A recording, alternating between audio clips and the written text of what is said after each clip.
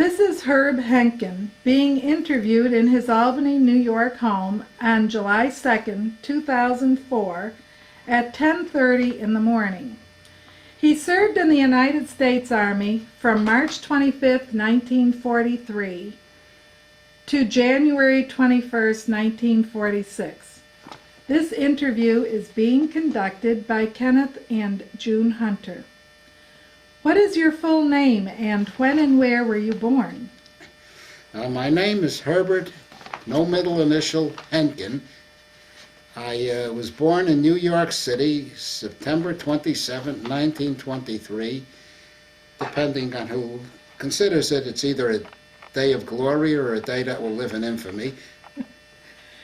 Okay, well, what did you do before you entered the military? I was attending City College of New York evening session, and I worked during the day on the Weehawken docks as a freight loader from the ships to the railroad and vice versa. And while there, incidentally, I did overtime because they'd say it's for the soldiers. And I loaded tons of powdered milk and powdered eggs. I later met these items when I was overseas, and I'm sorry I never sabotaged the shipment. So what were the circumstances that led up to your enlistment? Well, I was a patriotic lad. My father, who was a veteran of World War I, was a little cynical about the treatment of veterans, and he wouldn't sign for me. I had seen a lot of Navy propaganda, which apparently there are no sailors. Everybody was either a carpenter, electrician, radio man, machinist. So I figured this was an opportunity to serve my country and learn a trade. However, my father would not sign. I figured that sooner or later I would be drafted because under the 18-year-old draft, they drafted for all services. And it kept being postponed. Every time I'd say, well, this is the last time I'll see you because next month I'm going, and I didn't go. I found out that the reason for that, and nobody could say that drafted men are not patriotic, or the reason I didn't go was that the lads in my neighborhood, as soon as they turned 18, would go to the draft board and sign up. Consequently, the quotas kept getting filled and I kept being postponed. So, realizing this, I wrote a letter to the draft board and they obliged me. Well, this was about a quarter of the population of Brooklyn. I mean, it was Coney Island and Bensonhurst, the whole section. So one day after, having taken the exam, the preliminary exam, we went to Grand Central Palace. And here, picture hundreds of men without clothes, the clothes piled along the wall, with a paper in their hand, a sheet with that apparently, followed us throughout service. And we go from doctor to doctor, each doctor in his own little cubicle. And I remember, among others, there was a big Italian boy, big, husky, looked like Primo Carnera. And we noticed he was followed by his mother, one of those little Italian widows with the black dress and the bun, trotting them after him like a little black chicken, And we realized that, apparently this kid was mentally deficient, and had she not been with him, he wouldn't know where to go. He'd probably walk into the wall. But we, being modest, soon here we are, a bunch of naked guys, and in comes a woman, and we're, hey, watch it, But we realized that she didn't see us. She was just looking after her boy. But anyway, you go to the doctor, the psychiatrist asks you if you like men and boys, and you say, only you, doc? Pass, Then, of course, the rectal examination, spread your cheeks, somebody grabs their face, and so on. Well, anyway, go through all this, and they look at my paper and say, you're fit for any service. Says, good. he says, I want to join the Navy. So I say, over there. So I go over there, and now this place was run by all services. There were soldiers and sailors. And anyway, I go to this desk, and there's an Army medical officer sitting behind it. I hand him my paper and say, I want to join the Navy. He says, the Army's just as good. Stamp. And thus it was. So we went, got sworn in, had my first meal, which was cold beets and tasteless hot dogs, and white bread, which, oh boy, is this what I'm letting myself in for? But anyway, and then we went to spent the rest of the day, went to the Paramount Theater and saw Frank Sinatra. Okay, go on, go to camp, spent Camp Upton. That's where Irving Berlin wrote his This Is the Army show. And after being there 1 or 2 days, you're now a veteran and you holler at the other soldiers, look out for the hook, you know. Okay. And we finally, get us a bunch of us on a train. We're sitting, I remember overnight going south to Florida. I remember a guy across the way from me was some fat guy by the name of Dugan, because I remember his feet was in my face and my feet was in his face when we slept.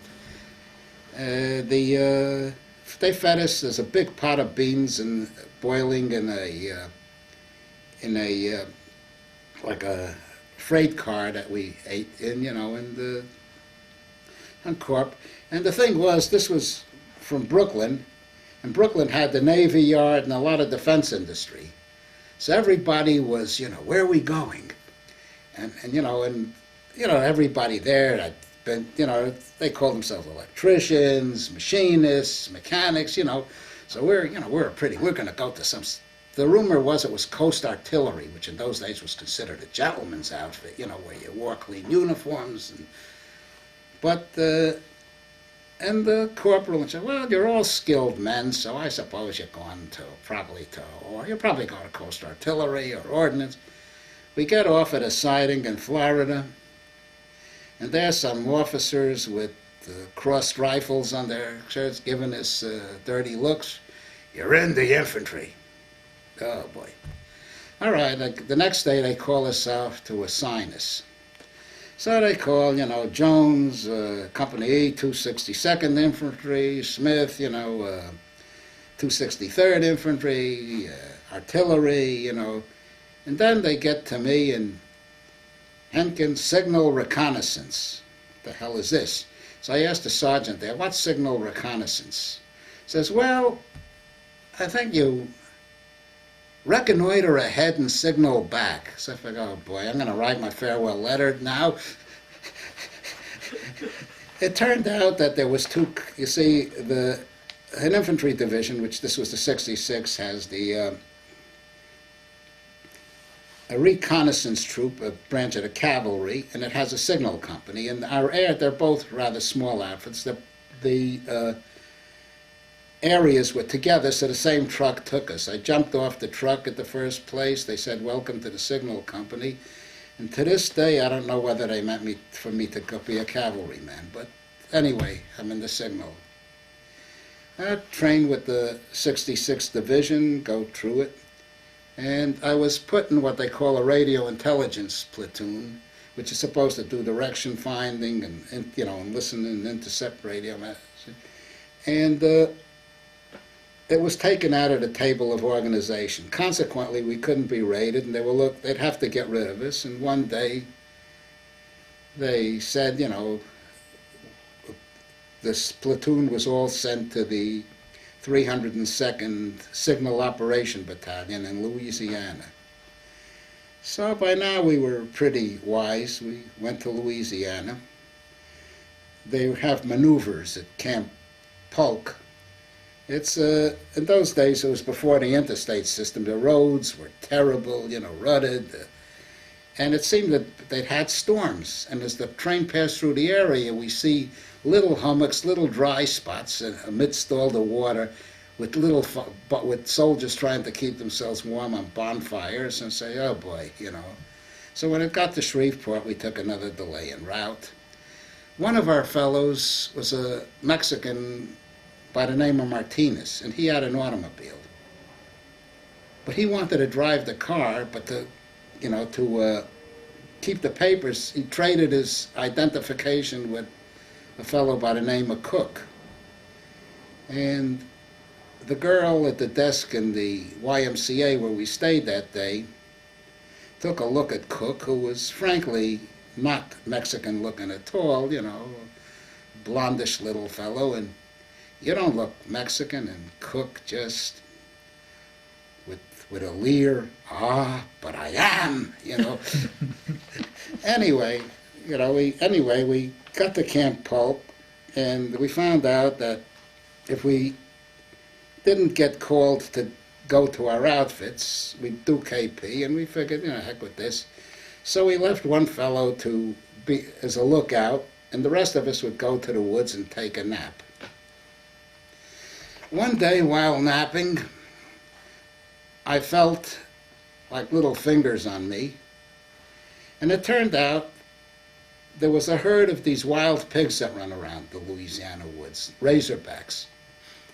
And mama pig, papa pig, baby pigs, and baby pigs was walking on me, and that's what woke me. So I sat up, my head appeared above the bush, and 100 voices shouted, "There they are!" And apparently they'd called us.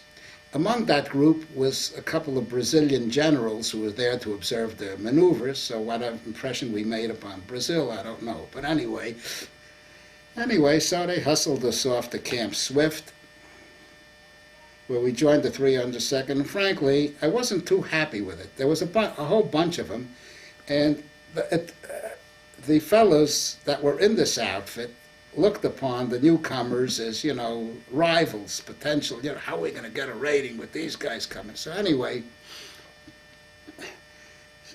the sergeant decided to check us out.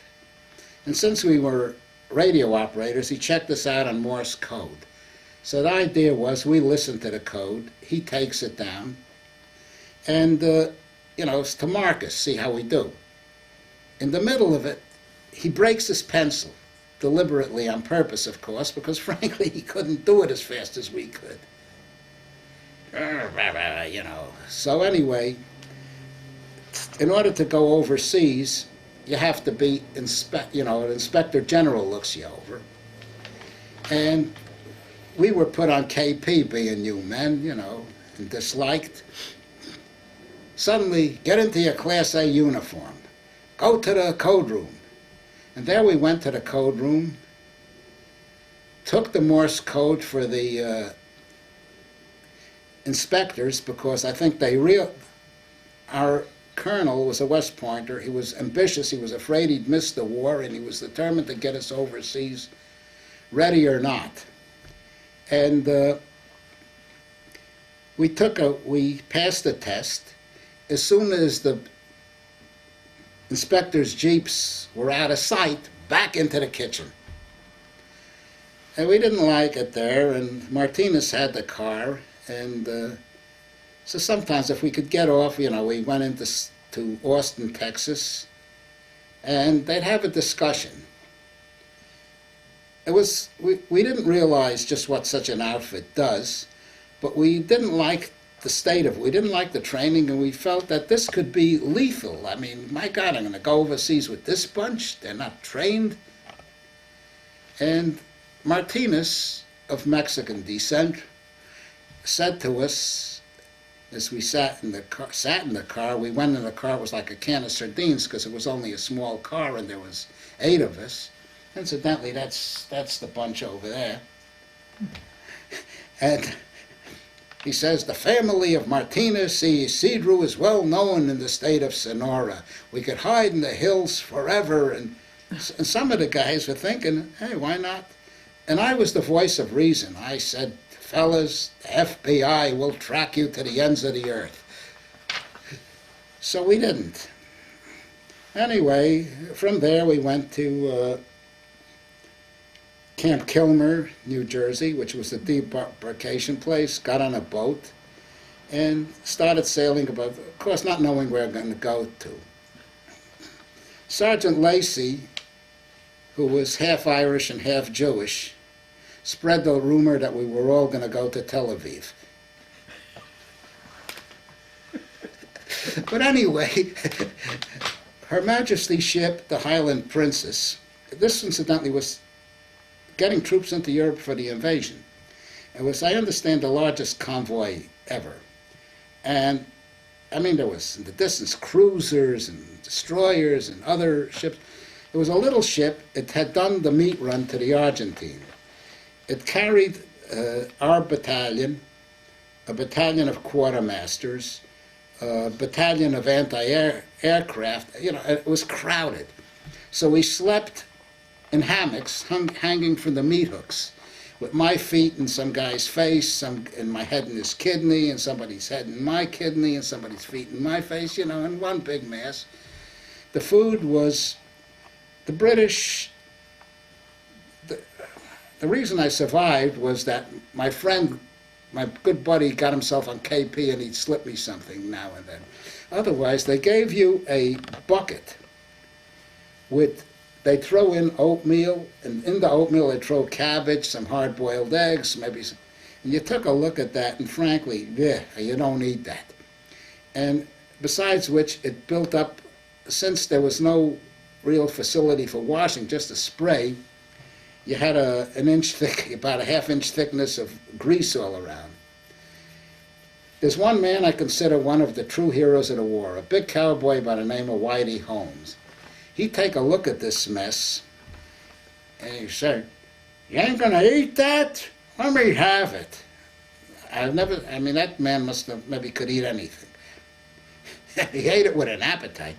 But anyway, as far as toilet facilities, it was like by the portholes with the big waves, you were likely to get, you didn't need toilet paper if you used it, because the waves would, but which meant that you didn't go, so consequently, you became constipated. The trip was 14 days, you can imagine. You slept in your clothes, and then, and you know, when you slept in the meat hooks, since you worried about submarines, you didn't throw the garbage.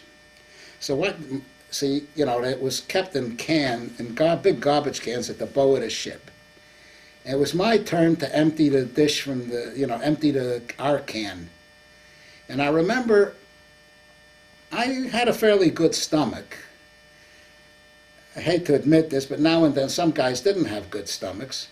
So those of us who did would sometimes stand side by side, sway in unison, and, you know, "How you feeling?" And the guy, "Hey, please, fellas," you know. But anyway, here I am with this mess in my hand. There's the garbage cans overflowing. And there, since it's the bow of the ship, the chandelier is going back and forth. And there is a sergeant detailed to see we don't go throwing up in the garbage can. So I remember the conversation went like this. Kalanick, the sergeant, looks at us. "Henkin, no you don't." I say, "Kalanick, yes I do," and bleh, you know. And so we got to England, and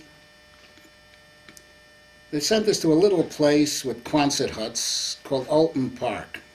This would be about, I think, either end of February, early March. And being sort of, you know, like a close-knit group, that fellas that I'd been transferred with, we explored the place a bit.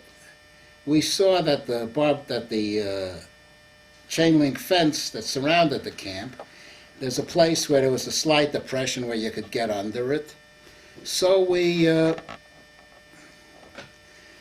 waited for the sentry to walk past, to do his rounds, and then under the fence. And this is blackout conditions, wartime. So we stumbled across the field for, I think, something like 5 miles, you know, falling into ditches and tripping over hedges. And we come to a town, and it's blacked out. And I remember they gave us a book, How to Behave in England. It said the British are very reserved, don't try to be too friendly. So we hear from behind the door an accordion and somebody singing, I'm down a boy, a piper doll, what I can call me own. So we open it up and we're in a pub. And there's a bunch of old ladies cackling away. Hey, look who's here, girls, Yanks, Yanks. And, I remember the book and I stand in the corner, arms folded, looking dignified. Come here, lads. Well, they're the liveliest old bunch I ever met.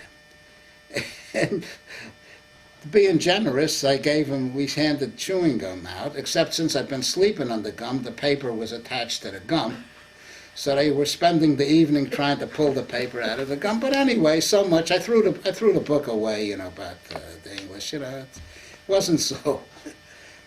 We spent time in England. I got sent to join the British Army as on detached service, like liaison, and I lived with the British, and which was terrific because when the Americans put on a curfew, and I went to, they caught me, I'd say, hey, I'm with Montgomery, leave me alone.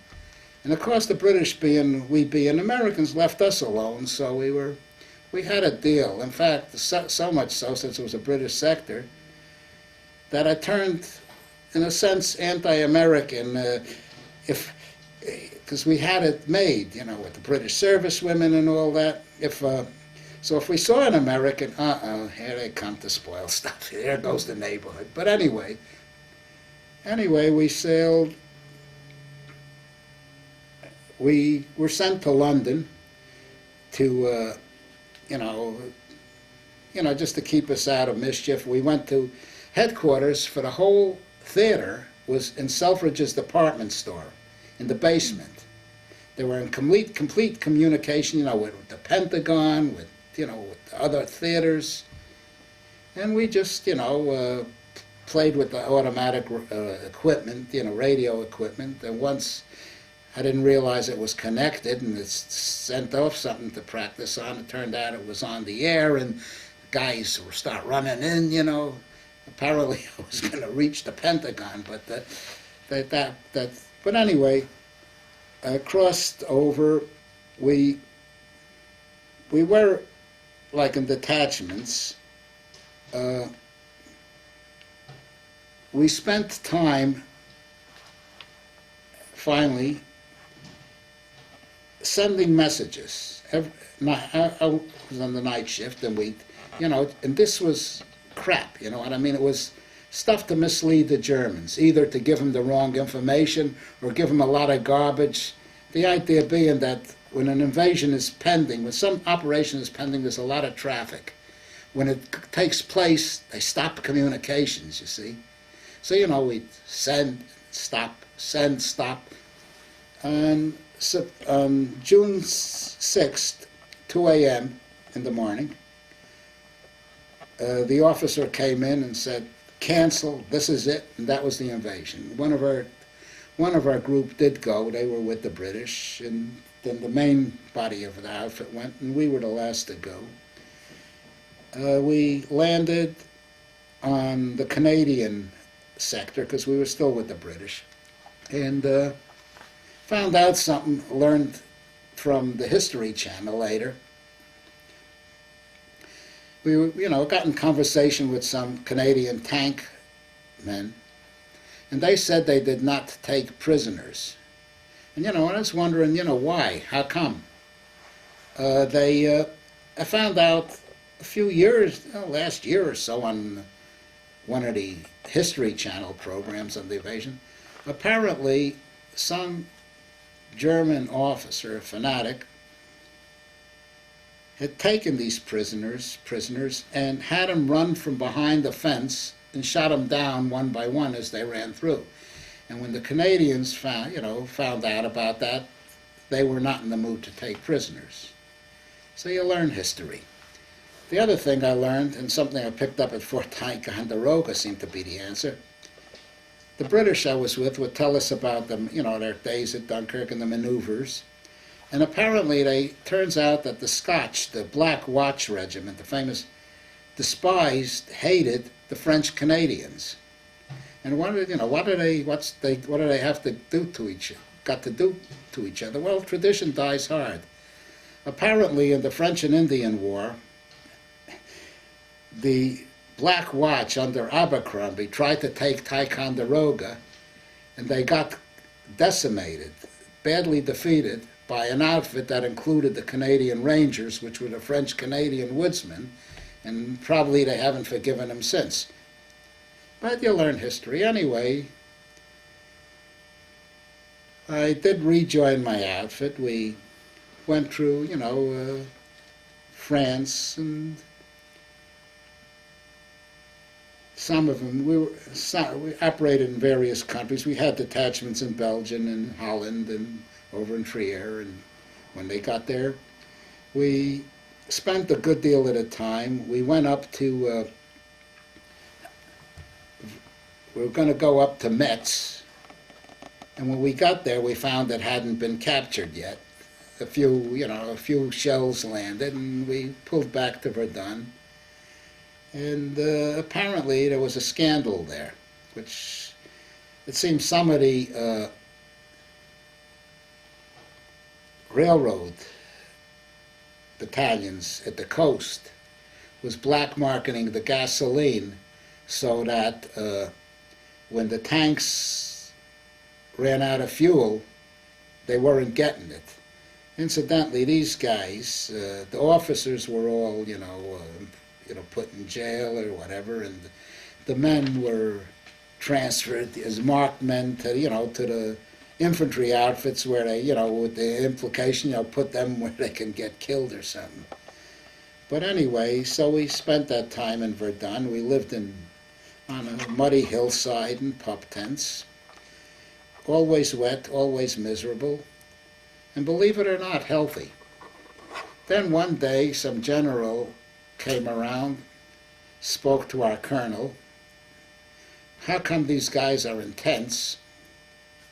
The colonel was rather proud of how rugged we were, so we went into a French fort, and we now had, it had been occupied first by the French and not then by the Germans, and they had the stoves, with the, double, they loaded bullets inside some of these stoves, so some of them exploded when we started them, but nobody was hurt. But now that we were indoors, with the windows closed and all that, and blacked out, after being healthy in the sleet and the rain, the place at night sounded like a tubercular ward with the coughing, But anyway, and from then on to, we went to Germany, and first we went to Wiesbaden, a very lovely place, which was fairly intact. The story was that Goebbels there said, that we'll defend this to the death, and the place immediately surrendered at the first chance. So I think it would have been Goering, said, we're gonna get you when we come back, which meant that they now had a vested interest in that we'd be there. From then to Augsburg, and then got shipped. The war was going to end, so they transferred this outfit to what would be the occupation, to the 7th Army from Bradley's command, and I was sent up there to, as an advanced party to run the switchboards until the rest of the outfit came. When we were in Heidelberg, the war ended there. I remember I caught some guy, I was on guard duty, and some fella came by, and turns out that he was a German, he trying to get away, before, but so, whether I Whether I caught some poor sap or somebody that was important, I haven't the slightest idea. The MPs came and drove him off, and from there we went to, when it was time to be discharged, we went to Bremen. And I didn't get discharged when I should have because I had the points, but one, to my amazement, I see German sailors walking around. And the reason they were there was that apparently the German Navy had mined their harbor, and now they were kept there to unmine it. Then it turns out that they took all our ships so that that they could have a parade, and took, I think it was the Airborne home, so they could make a parade on Fifth Avenue. And then the general had to attend, be honored by a dinner in his hometown. So eventually, we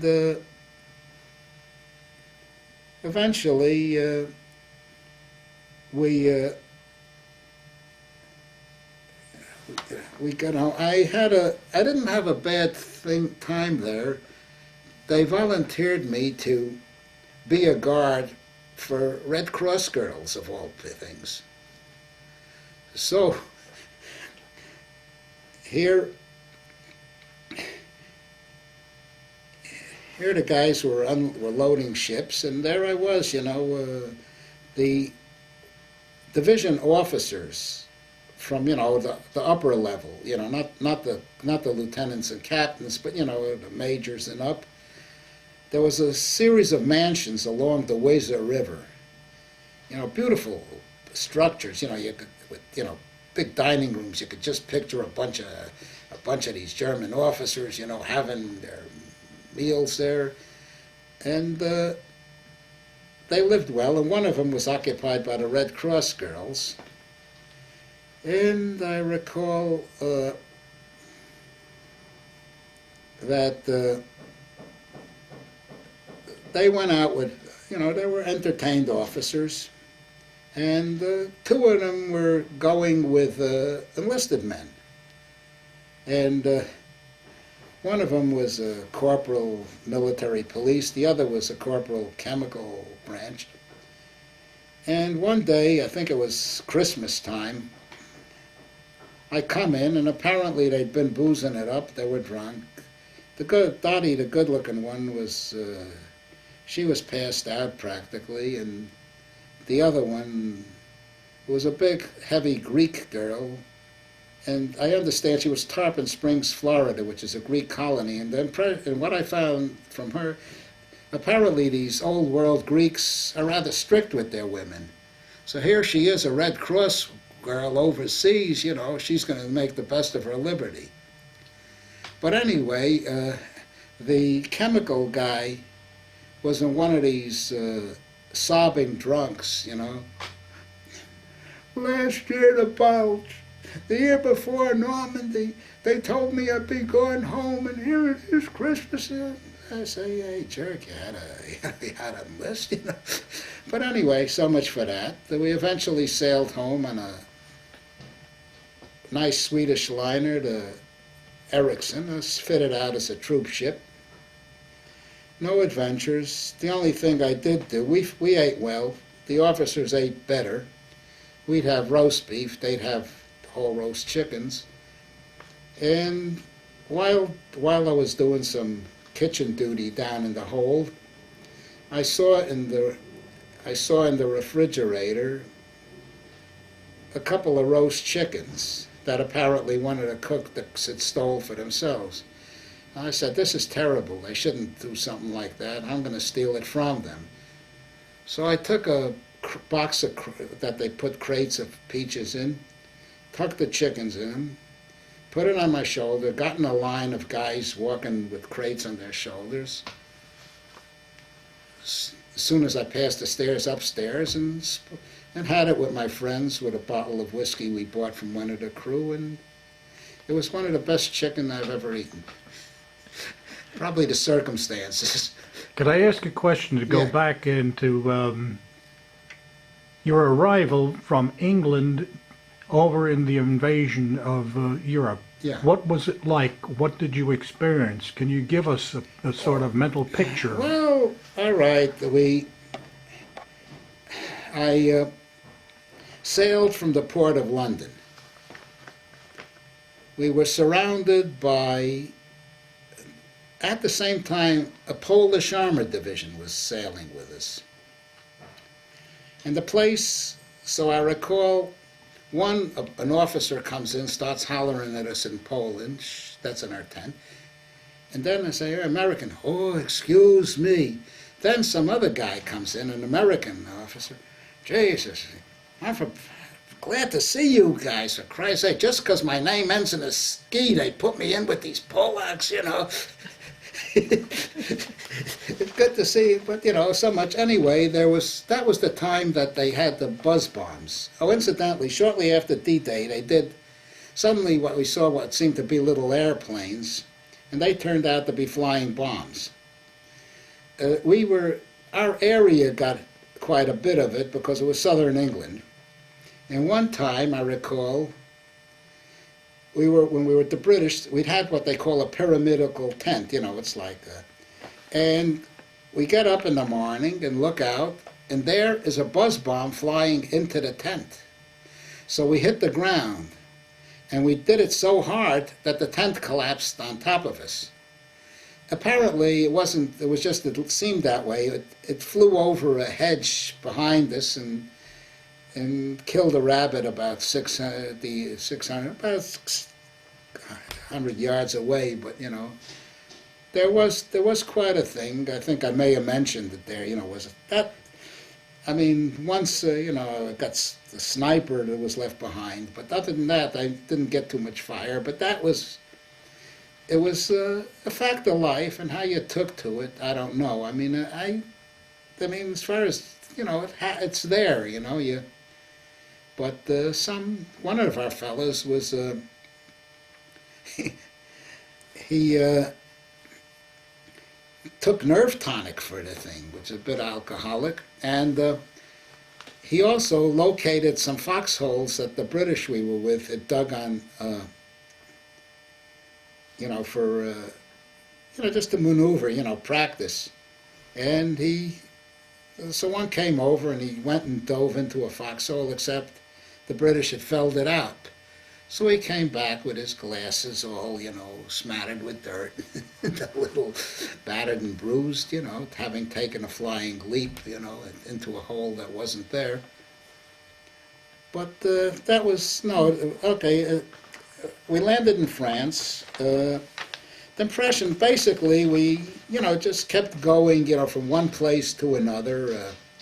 You know, we set up, we'd you know, land and, you know, just operate out of tents, you know, set up radios and, you know, our facility. And then as the Army moved, we moved. We moved in a sort of like a hopscotch pattern. In other words, an advanced party would go ahead. We'd stay behind until, you know, they were set up fully. Then we'd move ahead of them, you know, and so, you know, and that's the way we operated. So as far as, you know, at times we'd be behind, you know, immediately behind the battle, you know, the guns and whatnot, maybe along with the bigger artillery and so on, and then after a while, you know, that would move onward, and pretty soon the rear headquarters would come up, including, we'd even have wax and whatnot, and then we figured time for another move, you know, and so we're sort of you know, we were front and back, you know. For the benefit of those who are not familiar, you said wax. Could you explain what wax are? Women's Army Corps? Army Corps, yeah. Originally it was WAACS, which is the Army Auxiliary, and then it became part. They were they were, soldiers. They were in units of their own, They were not they were usually with the headquarters, and I think they did various, operations, non-combat.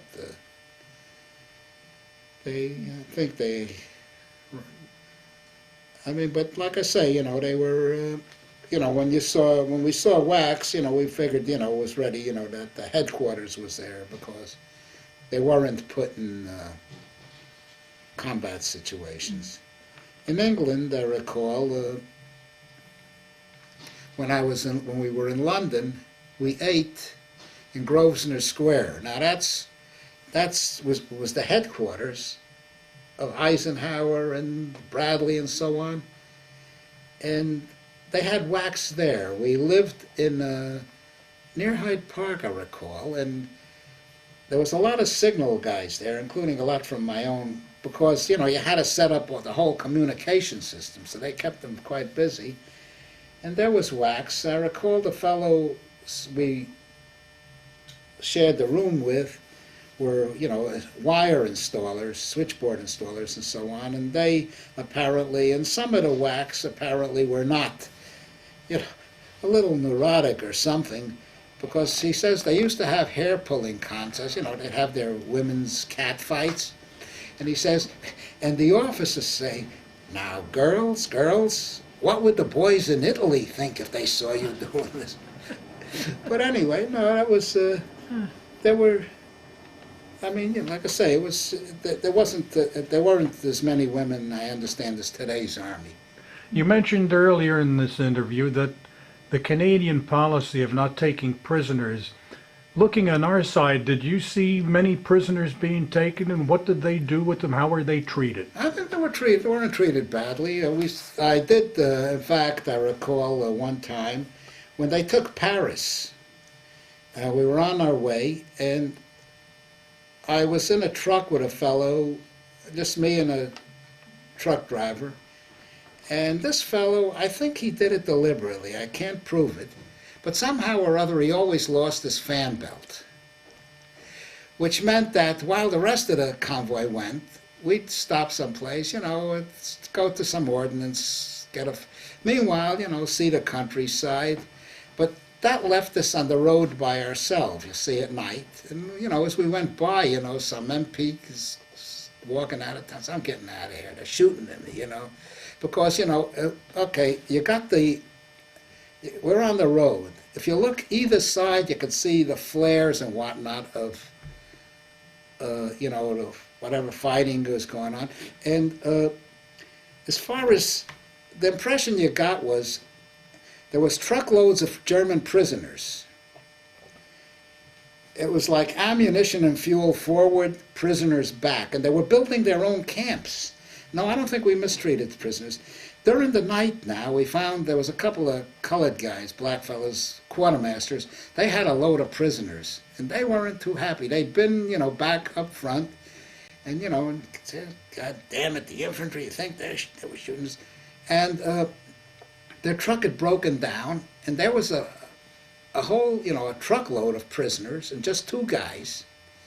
And, and they were getting nervous, And so we stayed with them to help them guard these guys.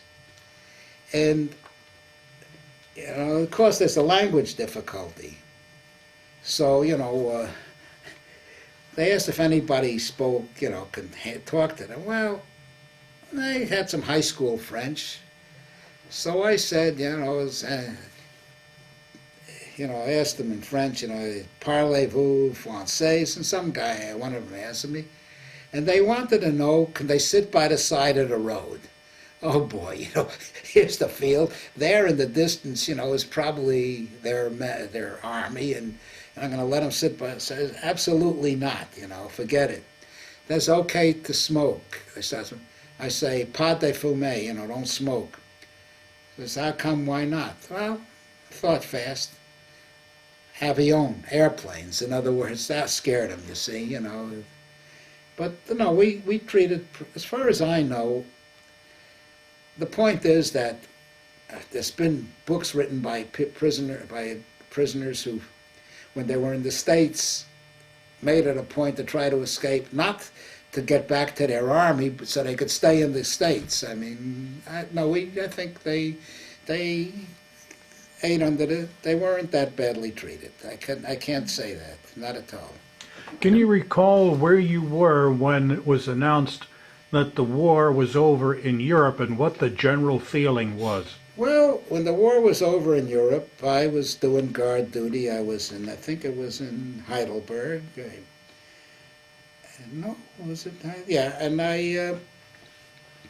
and the guys, they did a lot of drinking, quite happy.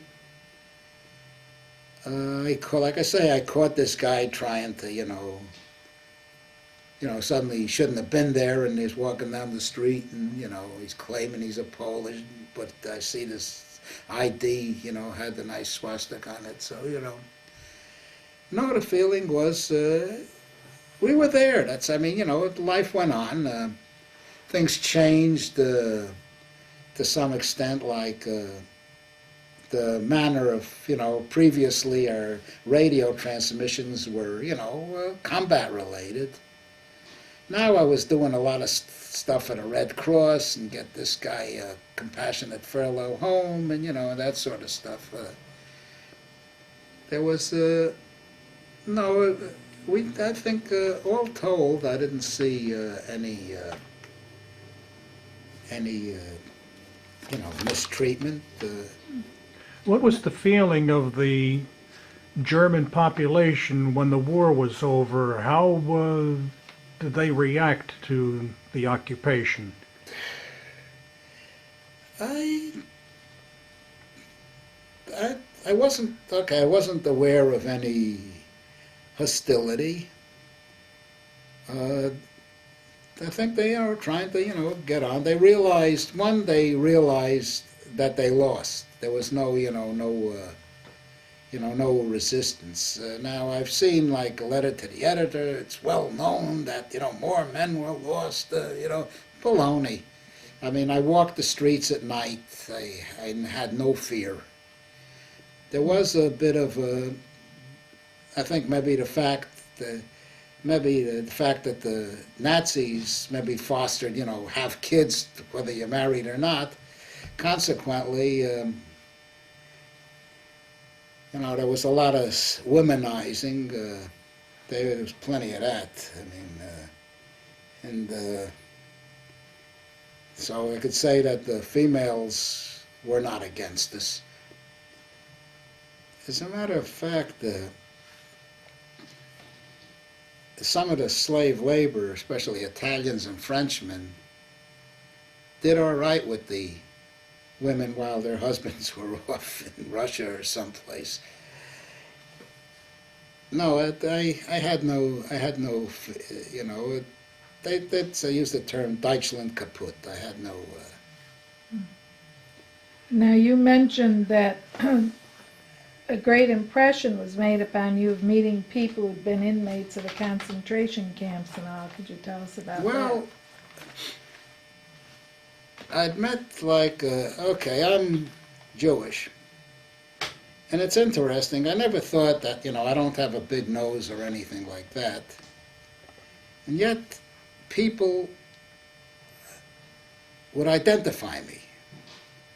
And I felt that in many of those cases, the reason for that was that for them, it was a matter of life and death. Who is, who isn't. I met a couple of girls. I remember a bunch of people. This is after the war. And we were, out in front of, just taking the air, so to speak. A truck pulls out, people got up. And some of them come over to me. We're Jewish. Now why me? You know what I mean? And I got to, talk to them, know them. There was two girls. I think I helped write a letter to one's girl, uncle or something in Brooklyn there. They were the last two survivors of a community of, they say, 2,000. And the reason they survived, they passed off as Polish. One of them, I remember, she was, I guess, what you might say,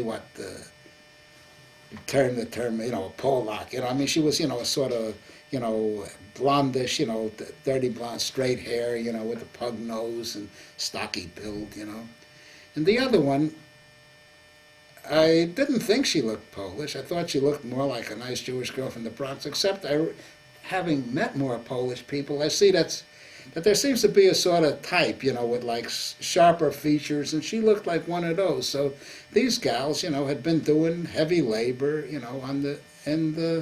but they were, like I say, they were the two survivors and they were tough girls. I mean, let's put it that way. And I met, some others, people, who, they had these stories. So, like I say, I never got to see a concentration camp, which is interesting because they took our outfit to go see Dachau. But me and Volden and Harrow were sent to go to Heidelberg, quite a distance away. This was from Augsburg, a long trip to take over the switchboards in Heidelberg. So consequently, we missed that trip. However, if people bring that up, how can you say that, deny it? Okay, our outfit, I was a radio operator, which meant I stood, I didn't go anywhere, only where the radio was. But the other service we provided was a messenger service, and they went all over the theater. They went to the various armies, and these guys did, on their journeys, did come across concentration camps, sometimes newly discovered ones, and they brought back the reports. Now, I'll believe a fellow soldier, and also the guys I've spoken to that were, in infantry and tanks who did it, but I'll believe a fellow soldier from my own outfit before, I'll believe some guy that, well, documents prove, blah, blah, blah, that did make an impression, definitely.